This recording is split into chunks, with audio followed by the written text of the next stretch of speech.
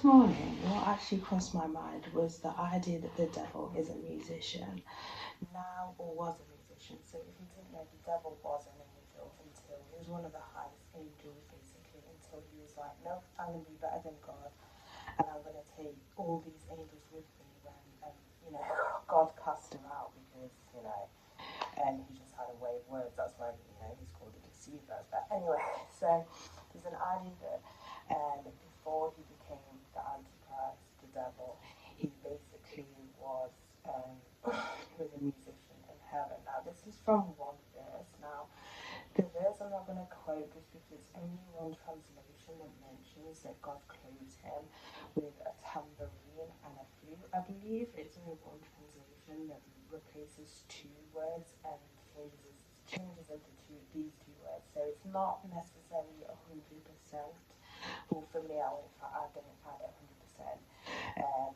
He may be, but if you think about like the angels and everything like that, all the angels know about worship. They worship God. Obviously, you've got the set angels that continually just worship God, and then you've got other angels that do other sort of things. Now, if you think about it, he was one of the higher angels. So at one point, even if he wasn't leading worship, he had something to do with worship, or literally had knowledge of worship.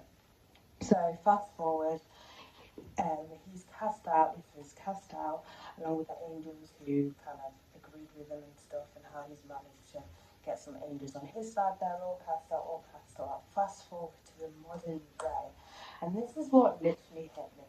So, if we talk about the music of this world now, before I get into it, not all the music of this world is demonic. I will say, obviously, there's topics of music, especially today's music, that's overly sexual, which, it's being a sexual, what's the word? Sexual deviant, maybe deviant's the word, is honestly a sin because, sex before marriage is a sin. And usually, by the way, when I'm saying this, I'm not saying I've not done this. Don't forget, I've not been a Christian for that long. So, yeah, but the idea is, you're not supposed to have sex before marriage and that sort of thing. Anyway, and obviously, today's music, we're now on the theme of overly sexual music, not mentioning any artist, specific artist, but you probably know. Anyway, and when you listen to this music, obviously, like the beats and whatever melodies, it's good to listen to. I'm not gonna lie, it's really good to listen to. And you get deep into the lyrics and then you think, oh, okay. Okay, well.